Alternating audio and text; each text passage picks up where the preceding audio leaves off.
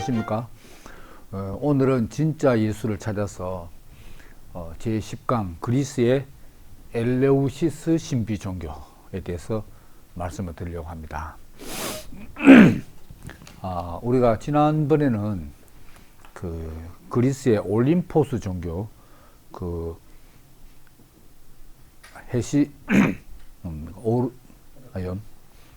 그 호메로스의 일리아스와 오디세이, 이 두 작품에 나오는 그리스의 신들을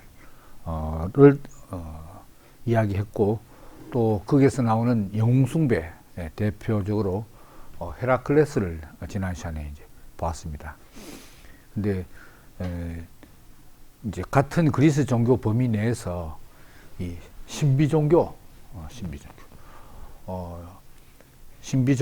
흐름이 또 있습니다. 그러니까 그 올림푸스 산정에 거하는 신들은 그리스 도시국가들의 공식 종교, 공식 국가 종교라면, 이 신비 종교는 어떤 개별적인 특정 신을 섬기는 다분히 좀 이제 개인적인 숭배 의식이라고 할 수 있습니다. 이 두 흐름이 그리스 종교 내에 혼재해 있다는 거죠. 그래서 우리가 이런 종교들을 살펴보는 이유는 아시다시피 이런 그리스 로마 종교가 기독교에 어떤 영향을 미쳤는가, 어떤 유사성이 있는가, 이것을 살펴보기 위해서입니다. 그런 일은 진짜 예수를 찾는 일에 꼭 필요한 일이 아닌가, 이렇게 생각이 되는 거죠. 그래서 이제 오늘은 이제 엘레우시스 신비 종교를 보고, 다음에는 디오니소스 신비 종교, 그리고 그 다음에는 오르페우스 신비 종교, 이렇게 한번 살펴보려고 합니다. 신비 종교, 이 말은 우리가 얼마 전에 예수는 신화인가 에서 미스테리아라는 말이 나왔습니다. 미스테리아, 영어의 미스테리, 글자 그대로 하면 신비죠, 신비. 아니면은 이제 신비 의식.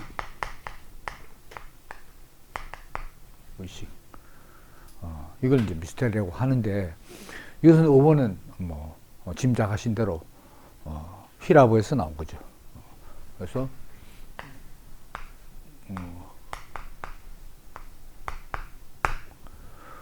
미스테리아인데, 이 미스테리아는 미스테리온의 복수 형태입니다. 미스테리아. 이것이 이제 라틴어로 가면은 미스테리움. 이것이 영어로 가면 미스테리. 이렇게 신비, 비밀, 이런 뜻이죠. 미스테리아. 그래서 이제 이 신비 의식에 참가하는 입문자를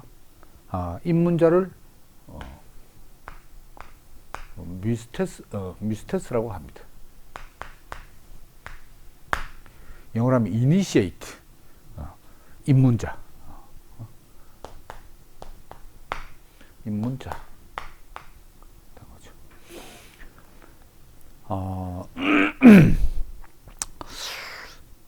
그래서 이제 우리가 지난번에 계략적으로 살펴보았던 그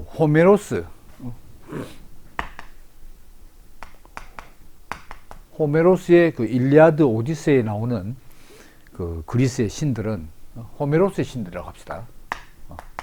신들. 어떤 특징이 있는가? 대단히 이 신들의 성격이 현세적입니다. 현세적. 영어로만 시큘러, 현세적. 현세적이란 말은 육체를 가지고 이 지상에 사는 동안 인간이 얼마나 행복하게 신들의 축복을 받고 사는가 하는 이 관심에서 호메로스의 신들이 필요했다는 거죠.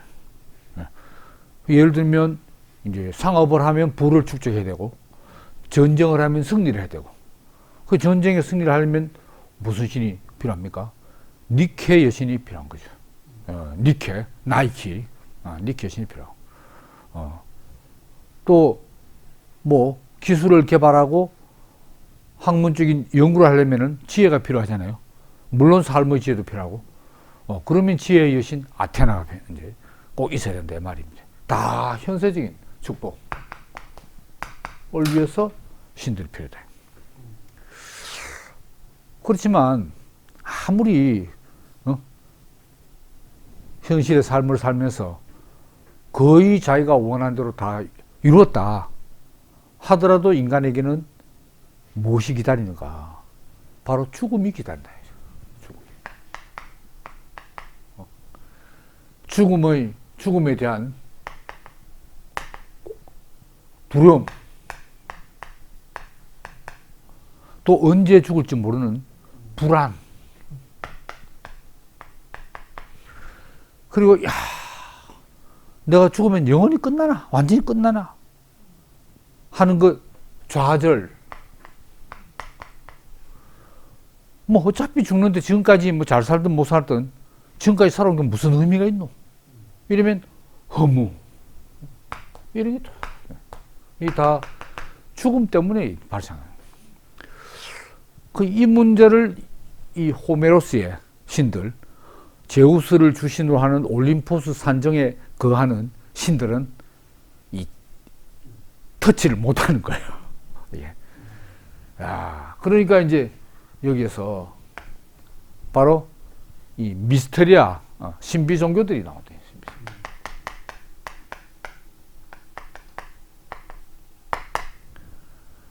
신비 종교들 중에서 대표적인 게 여기 말하는 엘레우시스.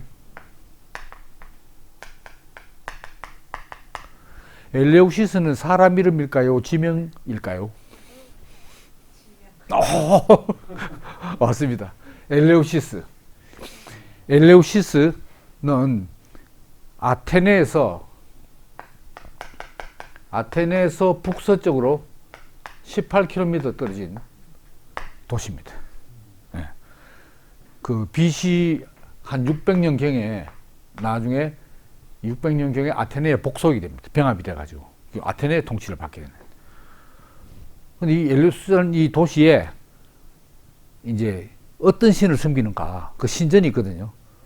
그게 이제 데메테르 여신입니다. 데메테르 여신. 데메테르 여신은 이제 무엇을 관장하는 신인가 하면 이게 이제 농업입니다. 농업. 그 농업이니까 파종, 재배, 그리고 수확.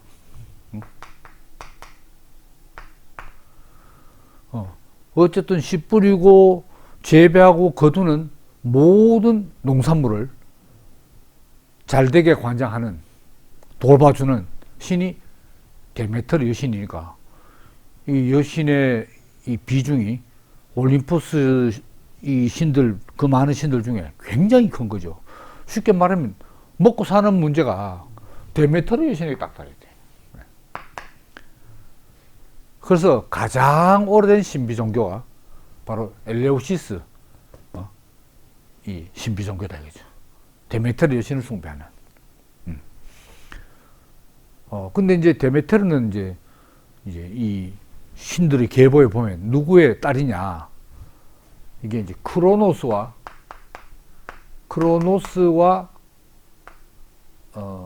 레아, 아내 여신, 레아 여신 사이에 난 딸입니다.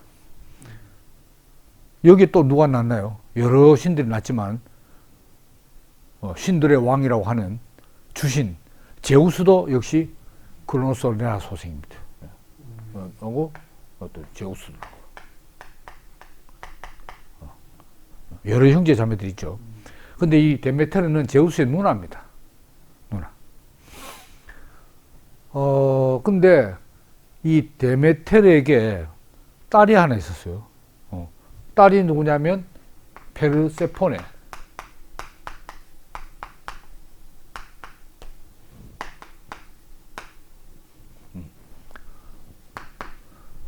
페르세포네도 역시 여신의 딸이니까 여신이죠. 페르세포네. 그래서 이제 엘레우시스 도시에 이 데메테르와 페르세포네를 섬기는 신전이 있었다는 거죠.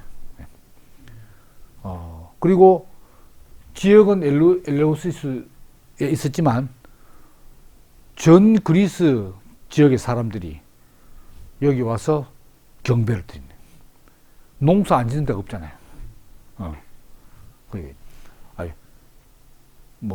뭡니까 델포이의 아폴론 신전 못지않게 오히려 역사와 전통은 이 엘레우시스 신전이 더 긴 장관 세월 유지되고, 이 데메테르 숭배를 한 역사가 언제까지냐 학자들이 추정컨대 2000년간 굉장하죠. 2000년 동안 쭉 이어진다.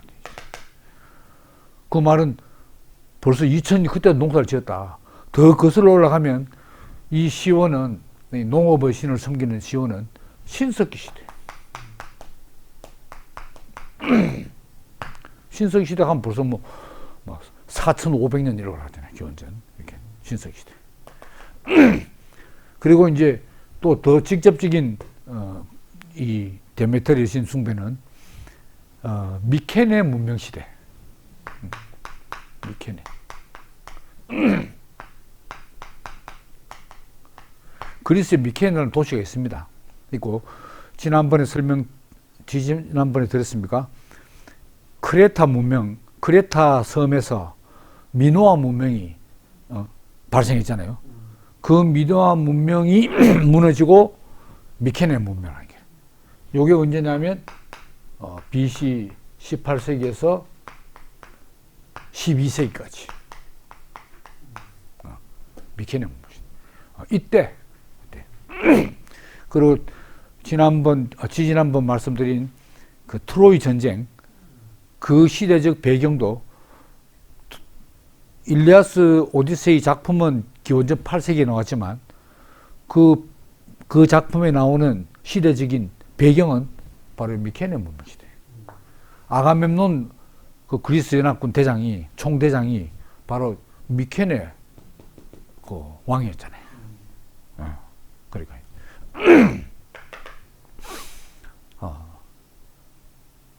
그래서 이제 이 데메테르 여신과 페르세포네 여신에 대한 이 이야기들이 어디에 나오느냐 하면 이 호메로스 창가라는 데 있어요. 호메로스 창가라는 이 작품이 있는데 이 안에 뭐가 들었냐 하면 이 안에 데메테르 창가 편이 있어요.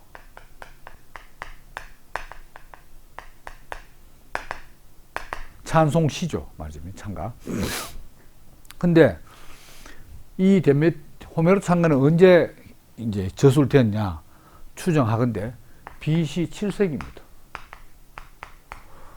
그러면 호메로스는 몇 세기 사람이죠? BC 8세기 사람이에요. 한 100년 앞선다 이 말입니다. 근데 왜 호메로스 창가라고 하냐? 이거는 호메로스가 직접 저술한 것이 아니고 풍이 그 시의 찬가 시의 그 어떤 형식이 호메로스의 일리아스에 나오는 운율 있잖아요. 그 운율하고 너무 비슷하게 그런 정확하게 말하면 호메로스 풍, 호메로스식 창가다. 이 잘못 생각하면 호메로스가 이 창가를 짓는데 그건 아니고 호메로스 풍 창가. 여기에 데메테르 창가. 여기 이야기를 상세하게 하면 그것도 상당히 뭐 깁니다만은 대충 이제 요약하자면 뭐냐.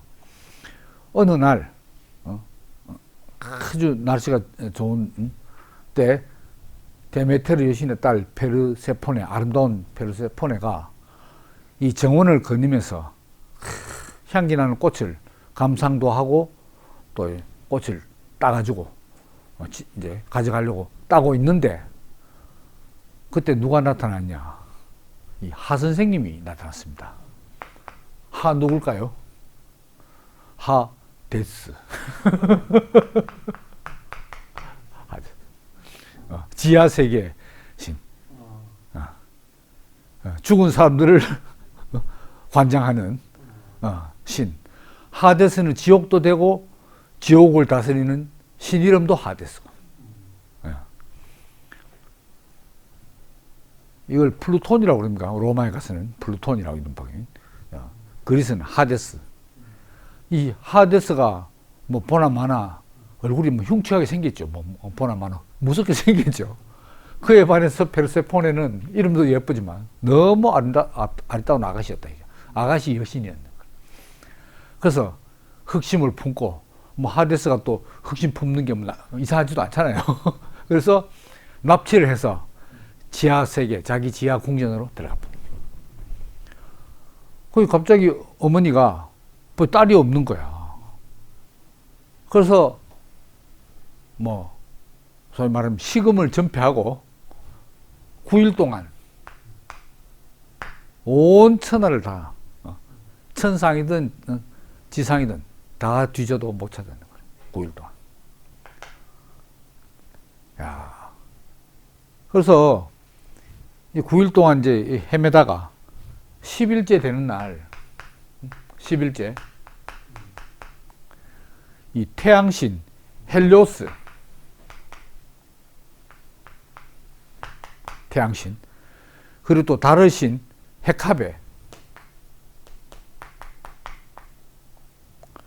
낮을 관장하고 밤을 관장하니까 밤낮이 일어나는 일을 다 할 거 아닙니까? 그래서 이제 워낙 이 데메테르가 상심해서 슬픔에 젖어서 헤매는 걸 보니까 너무 가여워서 이제 누설한 거지. 하데스에게 찍힐 각오를 하고 실은 이 하데스가 납치해가지고 지금 지하세계에 가 있다. 이 정보를 알려줬고 거기에 또 더해서 그런 일들을 누가 동의했느냐. 이 신들 중에 신인 제우스가 다 동의하고 묵인해줘서 그렇게 됐대. 이런 걸 다 알려줬어요. 데메테르에게. 그러니까 뭐 하데스도 뭐 때리 죽일 놈이지만은 하데스 못지않게 더 미운 게 누구냐. 바로 제우스가 그럴 수 있나 이거지. 자기 남동생 아닙니까 말입니다. 아무래도 그걸 동의하다니 당연히 말려야지. 이렇게 해서 데메테르는 올림포스 신전의 판테온, 만신전의 그 신들의 공동체에서 탈퇴. 너한테 안 껴. 해서 나왔습니다. 그래서 이제 그 이걸 읽은 농업의 신이 이 분노에 차고 화가 폭발하니까 어떻게 했어요? 피해는 농작물이 피해를 다 입는 거예요. 농작물. 이 지상에 있는 모든 농작물의 성장이 딱 멈춰버리는 거예요. 그러니까 이제 수확도 안 되고 뭐 결실이 돼야 되지. 그러니까 이 땅에 이 인간들에게는 완전 아사지경이에요. 아사지경.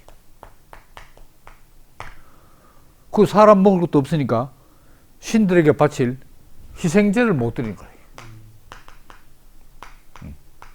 아니 가축들도 뭐 먹어야 크고 제물로 들어질 만큼 크지. 이건 다 뭐 굶어 죽을 지경인데. 그러니까 인간들도 제우스를 원망하고 왜 제우스가 그걸 동의하고 허락해가지고 저 데메테르가 열받겠어. 우리만 죽게 됐잖아. 할 거 아닙니까? 그러니까 인간들도 원망하고, 그 다음에 다른 신들도, 아이, 우리도 희생자가 올라와야 먹고 살까, 이거지. 희생자가 없으니까 우리가 어떻게 살아? 그래서 신들도 원망하고, 아주 제우스가 난착이 됐어요. 그래서 데메텔에게, 그건 너무하지 않냐. 좀 자제해라. 라고 경고를 했지만, 그것도 누나 아닙니까? 동생 경고에 아무리 주신이지만은.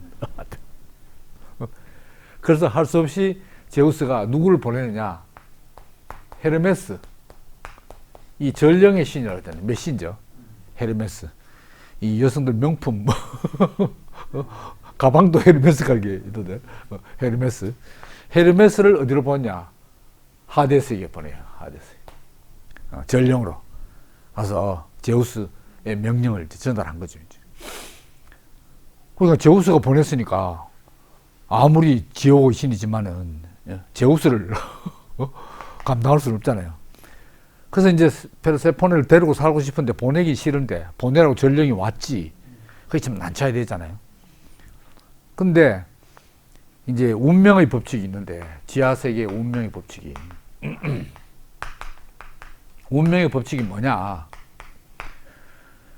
지하세계에서 음식이나 음료를 한번 먹고 마시면 지하세계에 항상 머물러 있어야 된다. 지하세계를 떠나지 못한다 하는 운명의 법칙이다. 이거는 이 그리스 신화에서 이 운명이라 부르는 모이라라거든요. 모이라는 신들도 마음대로 못합니다. 운명의 법칙.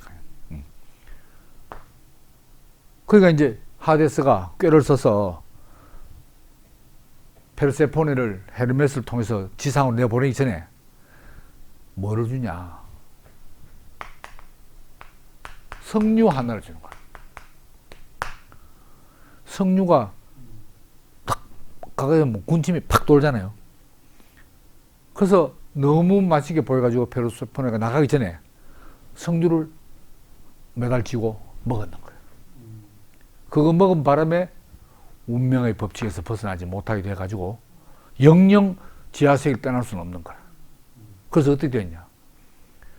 겨울 동안은 하데스하고 살고 겨울 지나면은 지상에 나와서 어머니 데메테르와 살고, 그러니까 겨울 하데스하고 살고 나머지 계절 지상에 올라와가지고 어머니 사고를 계속 반복하는 삶을 살게 됐다 하는 게 어디에 나오냐. 데메테르 창가에 나온다. 그러니까 이런 신화가 발생하게 된 배경, 기원은 뭐겠어요? 그게 농사의 현장 아닙니까? 겨울에는 다 추운 듯이 있다가 저 땅에서 다시 뭐 나게나 하는데 봄이 되면 또 파릇파릇하게 돋잖아요. 이런 자연 현상을 신화로 표현한 거지 뭐. 재미있게 상상력을 발휘해서 그런 거 알겠어요?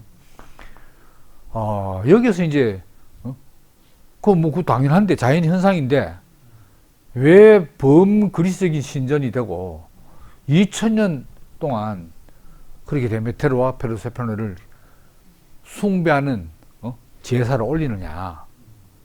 이게 바로 인간들이 볼 때는 자연현상뿐만 아니고 죽음과 삶의 문제가 그게 보이기 때문에 그렇다 이거죠. 모든 만물은 탄생,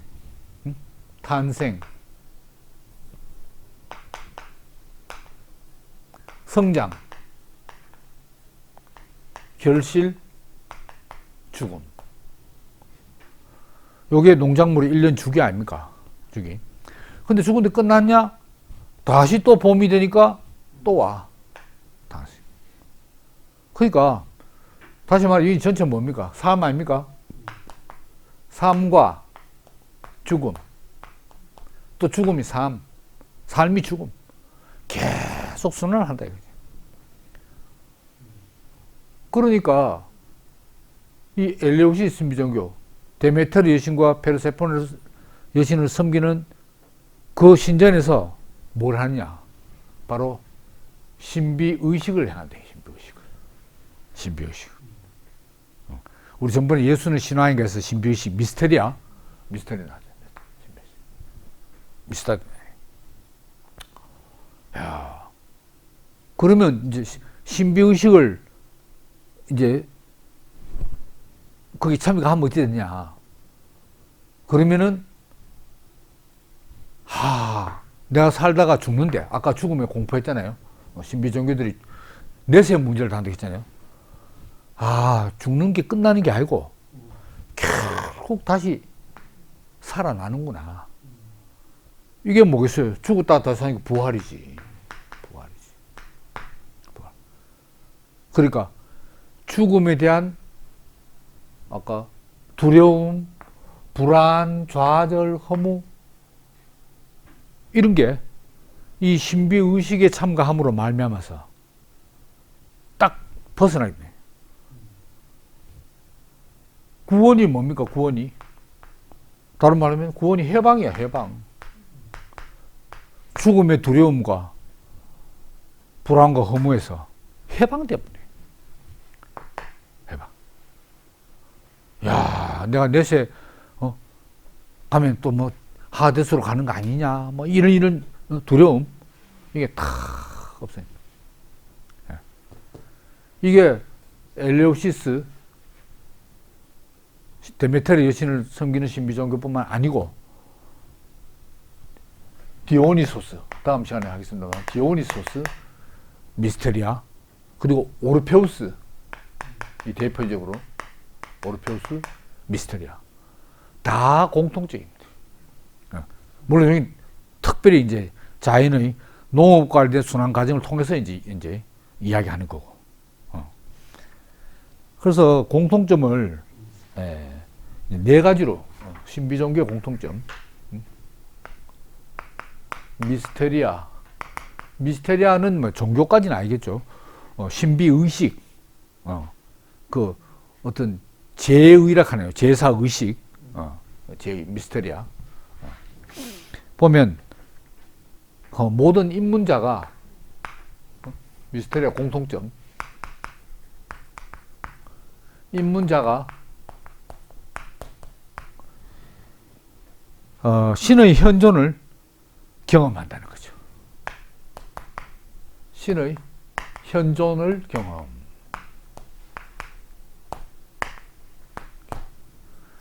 이야, 신이 있구나. 그 다음에 이런 경험을 위해서 뭘 하는가? 고 디오니소스 교나 오르페우스 교나 엘레우시스 교나 다 신비 의식을 치른다. 이 신비 의식이 미스테리 아닙니까?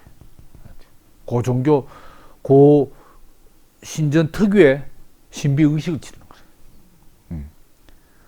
그 다음에 또 공통점이 뭐냐면 죄를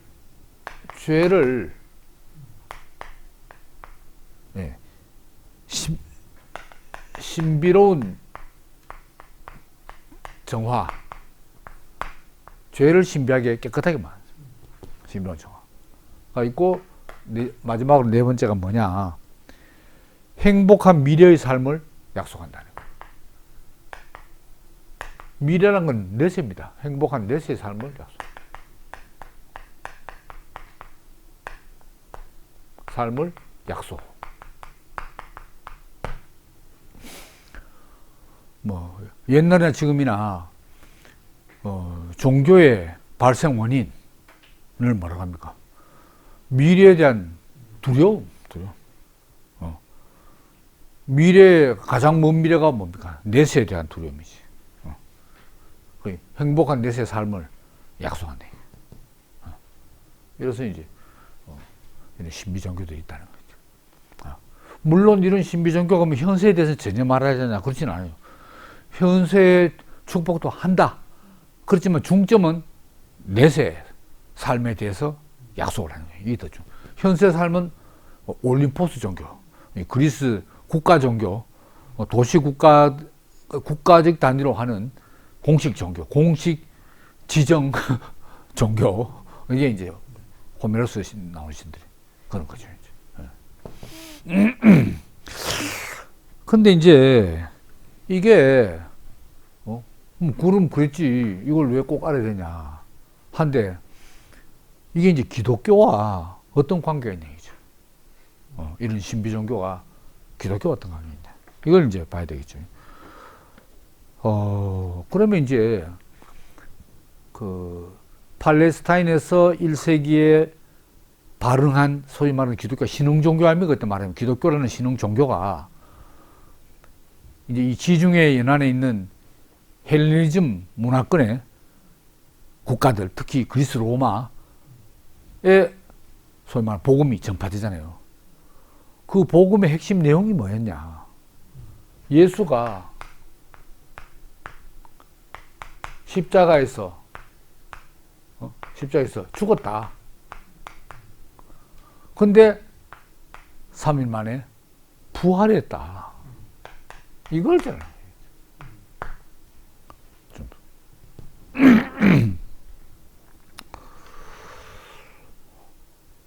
근데 우리가 지난 시간에 그 영웅숭배, 그리스의 영웅숭배에서 보더라도 영웅들이 죽고 끝나는 영웅이 없어요. 그때 영웅이란 말은 반신반인이니까.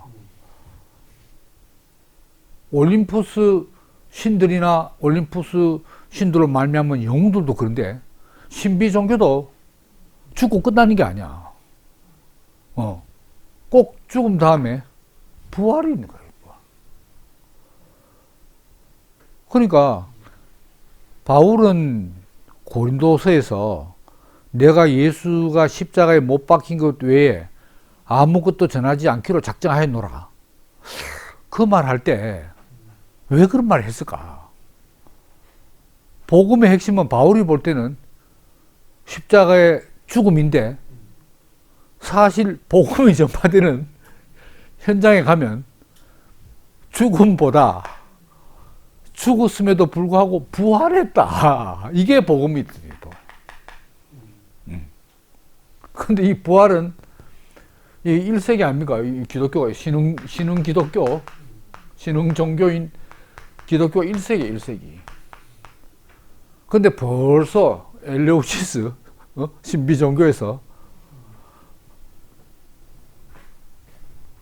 18세기 기원전 18세기부터 죽고 부활하는 게 나와 있다 이 말입니다. 그러니까 심지어 어떻게 해석하냐? 이 기독교 복음 전파자들이 또 다른 신비 종교의 전령들이다. 제자들은 안 그랬겠죠. 그렇지만 이미 신비 종교의 죽음과 부활을 이야기하는 신비 종교에 익숙한 그리스 로마 사람들이 볼 때는 어떻게 보이냐? 역시 신비 종교네. 신흥 기독교가 자기들 볼 때 새로 생긴 신비 종교인 거야 이게. 이렇게 그렇듯해요. 그렇듯.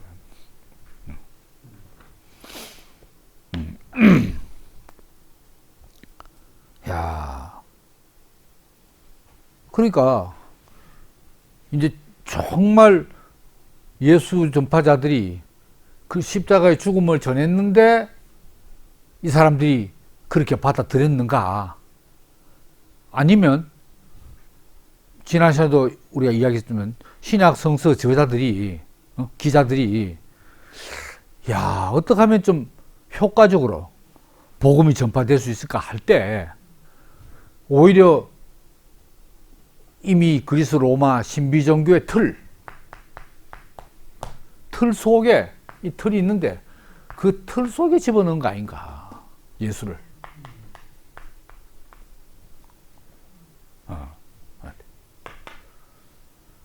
이렇게 해석할 수도 있다 이 말입니다.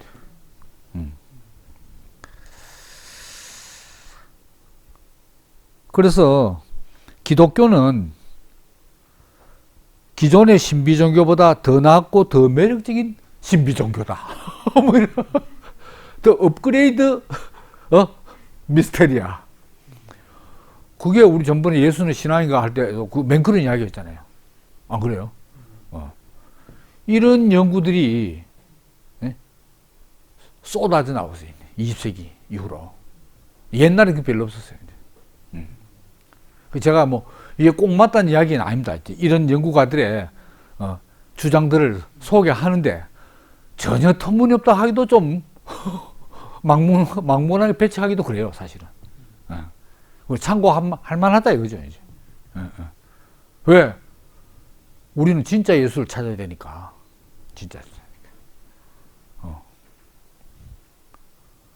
그리고 지난 시간에도 이야기 됐습니다만은, 뭐 2세기, 3세기 헬라 철학으로 인해서 혼합되어서 뭐 삼위일체가 나오고 교류화되고 했을 뿐만 아니라 벌써 1세기 그리스 로마식에 바로 전파될 당시부터 이 헬라화, 다시 말하면 그리스 로마 종교화가 심각하게 문제되지 않았나, 이렇게 생각해 볼 수 있다는 거죠.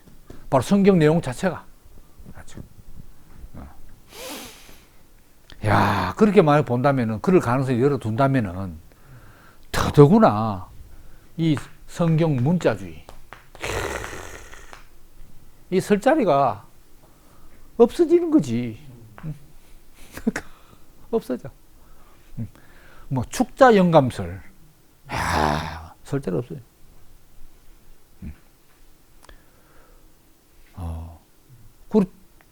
그럼에도 불구하고, 그럼 신약 성경 아니면 예수의 흔적을 어디서 찾습니까? 안 그래요? 야, 그러니까 우리가 이런 비판, 지적 속에서 문자주의에 매이지도 않으면서 우리는 진짜 예수를 찾아야 된다, 이런 이야기죠.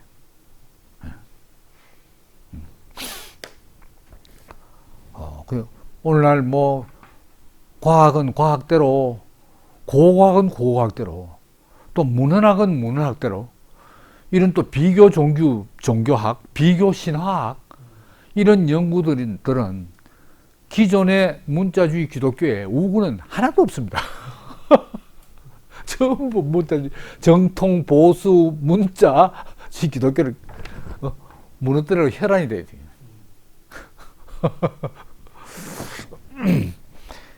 야, 그러니까 저도 이런 와중에서 제가 만약 문자주의에 매인 사람 같으면은 한사코 귀를 틀어막고 뭐 배척하기 바쁘겠죠. 그렇지만 여기에 매이지 않으면서 진짜 예수를 확실하게 찾아갈 수 있다고 알기 때문에 우리가 이제 마음을 오픈해서 그래, 일리 있네, 이렇게 이제 우리가 문을 개방할 수 있는 거죠, 이제. 야, 그러니까 기독교가 당시 복음이 뭐냐? 그 당시 복음이 개인의 기독교 복음이 개인의 구원, 불멸,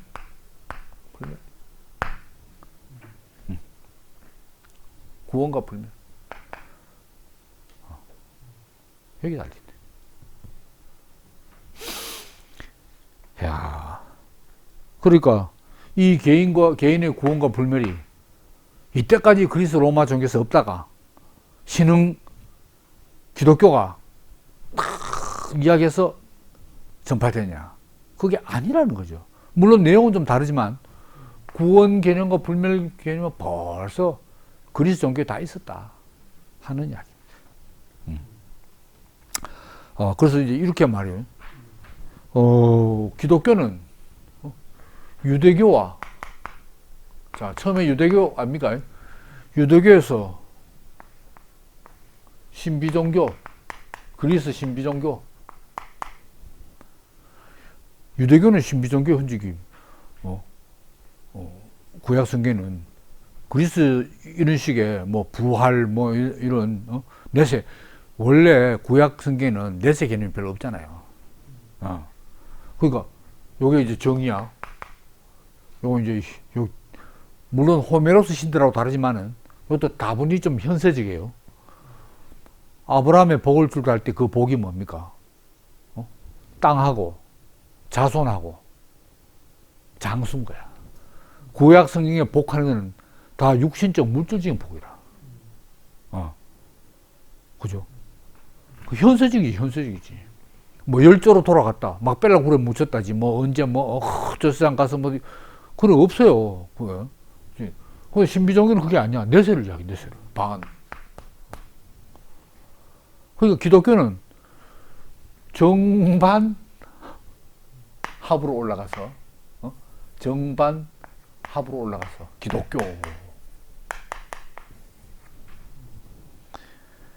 변증법적 진보의 결과이다. 이렇게 말. 기독교.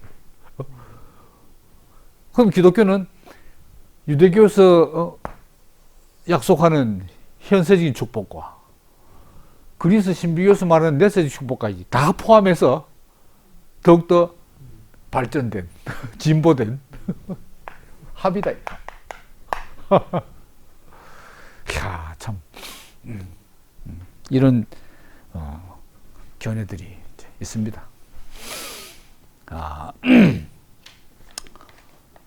그래서 이제 이 뒤에 기독교가 이런 이제 그 영향을 많이 받았다는 이야기인데, 그 아시다시피 이제 콘스탄티누스 황제가 313년에 기독교를 공인을 했잖아요. 믿어도 좋다. 공적으로 인정을 했다는 이야기지. 근데 실제로 국교가 된 거는 392년입니다. 313년은 기독교 공인, 사람들이 이제 좀 이제 착각을 이제 하시는데, 이건 공인이 된 거고, 공인됐단 말은 딴 종교도 믿어도 되고, 기독교도 믿어도 되고, 이거고, 392년, 요거는 이제 아시다시피 콘스탄티누스고, 요거는 테오도시우스 황제가 기독교 외에는 어떤 종교도 불허한다, 이런 칙령을 내렸어요. 그러니까 이 엘레우시스 신비종교는 표면적으로 언제 없어졌냐? 그 신전을 폐쇄해 버린 거야. 이제 신전 이제 파괴는 안 하고 이제 출입 못하도록 막아버린 거지. 그래서 이제 강제로 없어져 버렸어요. 다 없어져. 그래서 이제 그리스 로마 종교가 다 끝나는 겁니다. 그리고 이제 396년 고트족 왕인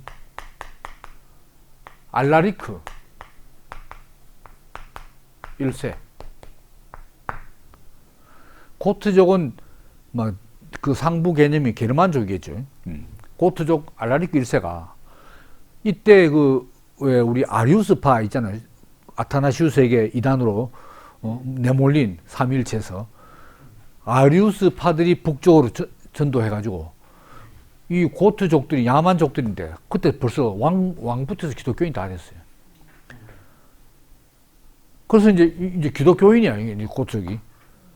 그래서 이 로마 침략하게 돼요. 390년 로마 침략. 로마 침략하면서 그리스가 오른쪽 옆에 있으니까 같이 다 이제 로마 제국을 침략한 거니까 해서 이 엘레우시스에 있는 데메테르 페르세폰의 이 신전을 완전히 다 파괴했어요. 그래서 끝나게 됐습니다. 2000년 내려오던 그게 이제 끝나게 된 거죠.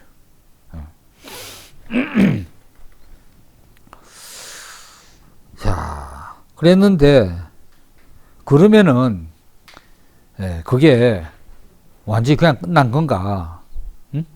이런 이야기입니다. 엘레우시스 신전 파괴, 로마 침략하고 신전 파괴 하면은 이건 바로 뭘로 이어지냐? 이교에 대한 기독교의 승리지. 기독교의 승리.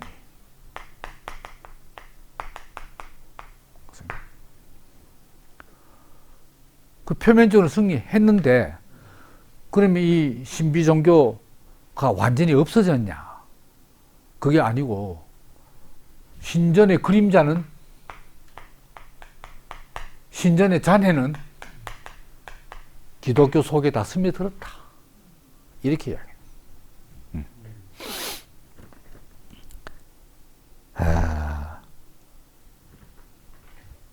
그러니까 이때가 이제 396년이면 4세기 말 아닙니까? AD 4세기 말. 그럼 이제 기독교가 이제 1세기부터 전파돼가지고 약 400년간을 말로 말하면 이제 기독교 전파지만은 실제적으로 말하면 이교, 그리스 로마 여러 종교들하고 그게 뭐 국가 종교든 신비 종교든 그런 기존의 종교들하고 완전히 투쟁 관계 아닙니까? 마치 이미 어떤 식물들이 나 있는데 거기에 새로운 씨 뿌리면 거기에 뿌리 내어서 이제 서로 몰아내려는 경쟁이 치열할 거 아닙니까? 그러니까 그런 이 경쟁에서 결국은 이제 기독교가 승리를 했다는 거지. 승리한데 순수하게 기독교적인 복음으로만 승리했냐? 그게 아니고 승리하기 위해서는 그리스 로마 사람들은 이미 한정된 숫자 아닙니까? 그 사람들 믿는 사람들을 쉽게 말하면 노골적으로만 뺏어와야 되거든. 기독교로. 안 그렇습니까? 그걸 꼬시옵니까? 하여튼 마음을 사로잡아가지고 이쪽으로 이제 데려와야 될 거 아닙니까? 그러려면 뭔가 좀 먹혀들어야 된다는 거지. 먹혀들으려고 할 때 아까 말씀한 대로 이들의 틀, 여기에, 그 죽음에 대한 불안을 없애줘야 될 거 아닙니까? 공포를. 그러니까 그들보다도 죽음과 부활, 이게 있는데, 이 신비종교에서 말하는 죽음 부활보다도 더 안심을 시키는, 더 확실한 미래를 보장하는 이 죽음과 부활이 있어야 되잖아요. 그리고 이 틀을 이용해서, 예수를 때, 죽고 부활한 예수를 때. 그래서 기독교가 승리했다는 건 그만큼 믿는 사람들이 많아졌다는 이야기지. 네. 그리고 특히 1세기, AD 1세기 때, 그 당시 이 헬레니즘 문화권에 있는 지중해 연안에 있는 이 국가, 이 시민들이 굉장히 신비종교에 열광하는 시대랍니다. 신비종교. 기독교 전파될 때 이때가 가장 신비종교가 왕성할 때인 거라. 그러니까 이제, 더 좋은 옵션을 내걸어야 되는 거지, 이제. 이 책에는 다 안 나온다만, 제가 볼 때 더 좋은 옵션이 뭐냐? 제가 볼 때, 이제 부활을 봅시다. 부활을 볼 때, 이 그리스 로마권에서는 이 올림포스교든 이 신비종교든 간에 육체가 그대로 부활하진 않아요. 영혼이 부활이야. 왜냐하면 인간이 육체 플러스 영혼이라는 이원론에 탁 돼 있잖아요. 이원. 그 어차피 육체는 죽고 영혼이 부활한대. 영혼이. 이걸 신비종교가 왜 영혼이 진정한 나고 이거는 진정한 나를 일생 그냥 실어가는 수레야, 수레. 그렇게 윤회 아닙니까? 굴러 가는 바퀴. 수레. 이 참나는 이거거든. 이게 영생하면, 그 다음에 뭡니까? 몸을 다시 입는 윤회. 이 오르페우스 교수 윤회를 이야기하잖아요. 윤회. 윤회는 또 다른 말 하면 환생이지. 다른 몸을 입고 환생한다. 이게 그 인도 유럽 어족을 쓰는 이 아리안족의 공통적인 특징이다. 아리안족은 거의 다 아리안족은 다 다신교야, 다신교. 신을 많이 믿어. 여러 신을. 다신교고 영혼의 사세. 힌두교도 그렇고, 불교도 그렇고. 그리스도 아리안족입니다. 아리안족은 어디까지 갔냐? 켈트족, 저 뭐 북유럽의 켈트족도 그렇고, 그 다음에 이란, 페르시아 문명을 일으킨 이란도 아리안족입니다. 자세히 보면요, 그 아랍족하고 그 이라크 사람하고 이란 사람은 물론 비슷한 사람도 있지만 뭐 시커먼 건 비슷한데 눈썹 시커먼 거 물가인데 달라요. 그리고 생긴 기하학적 균형미는 아리안족이 제일 나. 인도 사람들도 그렇고 이란 사람들 보면요 좀 약간 검은틱틱같이 잘생겼어요. 그거 다 신교고 뭐 환생. 근데 이 구약 성경을 쓴 히브리족은 상위 종족 개념이 뭐죠? 셈족입니다. 셈족은 언어가 세머야, 세머. 세머에서 히브리어도 있고 아람어도 있고 뭐 여러 언어가 나오는데 다 그 셈족이거든요. 물론 뭐 셈족도 다신교를 믿지만 히브리족만 유일 신교다. 근데 이 부활이 이제 나중에 어떻게 됐냐? 영혼만 부활이 아닌 게 아니고 이 기독교 복음은 내 몸까지 같이 몸도 부활하는 거야. 야, 이 옵션이 최고지. 이 상품이 부활 상품이 최고입니다. 아니 내가 그대로 다시 살라는데. 그때 제가 말했죠. 뭐 그 근거가 있는지 모르지만 학자들의 연구에 의하면은 그럼 내가 일생 살면서 몇 살 때 몸으로 부활하냐? 35세. 제가 지금 사진 찍은 거하고 35살 그 정도, 제가 35살 때가 언제냐? 제가 철학과에, 교수로 된 그 해 아닙니까? 35살 때. 그때 사진 보면 이게 내 만날 정도로 머리 까먹고 있잖아요. 그때 보기 제일 나아요, 사진. 그러니까. 야, 그러니까 이 현실의 문제, 유대교의 장점, 유대교의 단점 버리고, 유대교의 장점 취하고, 최고 장점 뭡니까? 유일신. 신비종교의 장점, 내세 보장. 딱, 해서, 가장 강력한 이 복음이 된 거 아닌가. 그렇게 생각합니다. 야, 그리고, 뭐, 세례, 성찬, 뭐 이런 게, 예수가 처음, 세례 요한이 세례를 주고, 예수가 말이지, 세례를 받으라 하고 말이죠. 세례, 성찬은 정말 예수가, 최후의 만찬을 베풀면서 있잖아요. 내 사람 보면. 이 예수가 처음인 것 같잖아요. 그게 아니라는 거지. 벌써 그리스도 신비종교에 세례하고 성찬이 다 있는 거예요. 야, 그래서 이제 내 살을 먹고 내 피를 마시지 않으면 나와 상관이 없다. 뭐 이런 이야기를 하잖아요. 그럼 예수의 살과 피를 먹고 마시면 뭐냐? 영생을 얻는다.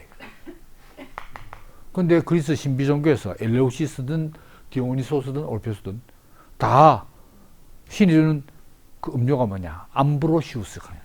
암브로시우스. 요걸 마시면 영생하는 거죠. 네. 그리고 이 입문자들이 이제 그 입문식 하기 전에 반드시 세례를 받아요. 세례를 왜 받느냐?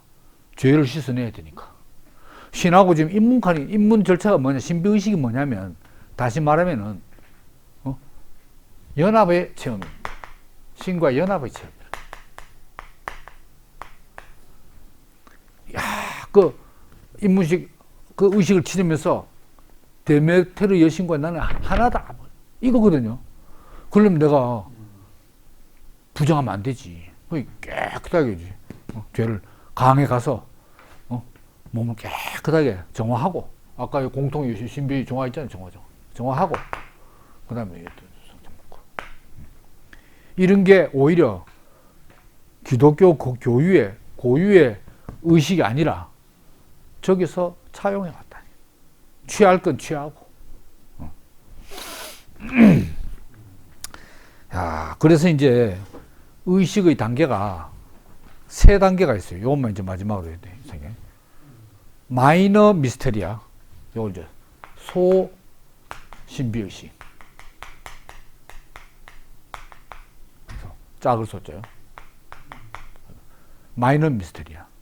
그 다음에 메이저 미스테리아. 신비의식. 그 다음에 마지막 최고 그게 단계가 뭐냐? 에포프테이아.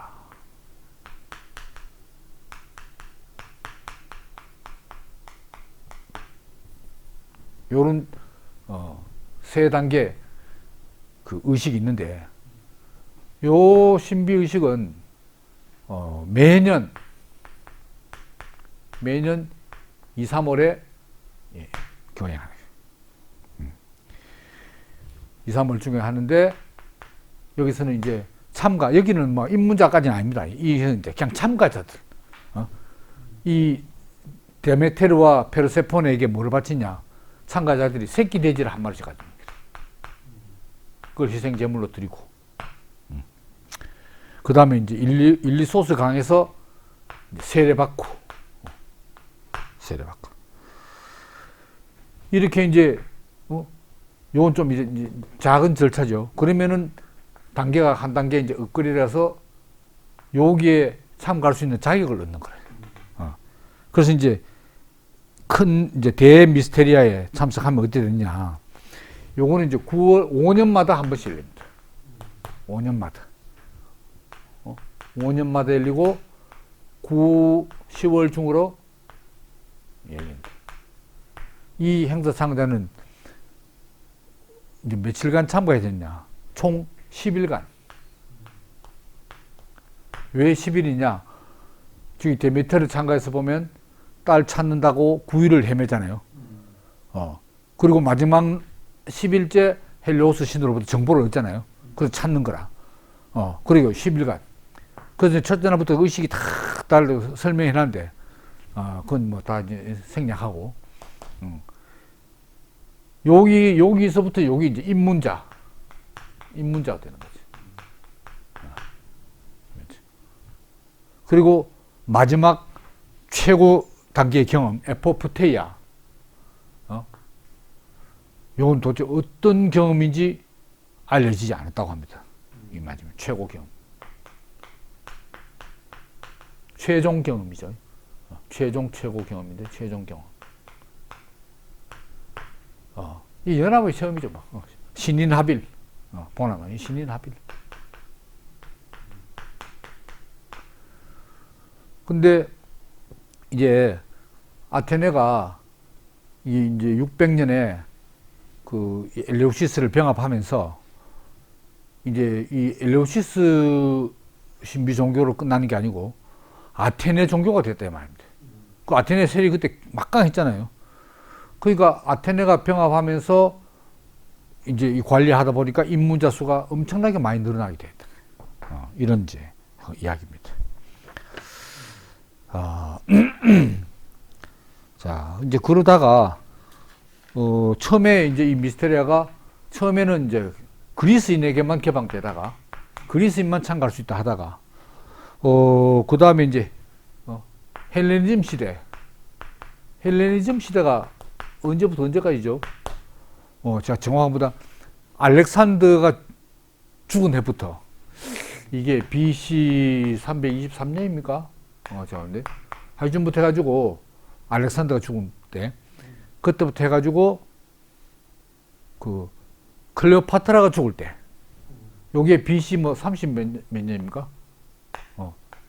30 몇 년 정확히 좀 저기 했는데 그 약 300년간을 헬레니즘 시대라고 합니다. 그 기원전 뭐 쉽게 말하면은 한 3세기부터 기원전 1세기까지 3세기, 2세기, 1세기 한 300년간을 헬레니즘 시대라고 말합니다. 그 뒤에도 물론 뭐 헬레니즘 시대의 영향권에서 이제 있는 거죠.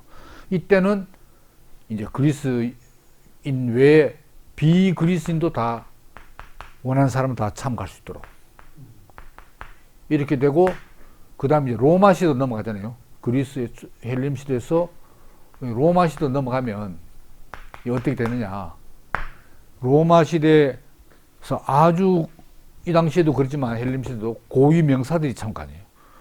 우리 잘 아는 안토니우스, 최고 실력자 안토니우스도 이 의식에 참가하고, 그 다음에 로마 시대 대표적인 철학자 키케로, 이런 사람들도 이 신비 의식에 참가할 정도로 이게 엄청난 세력을 이제 과시했다는 거죠.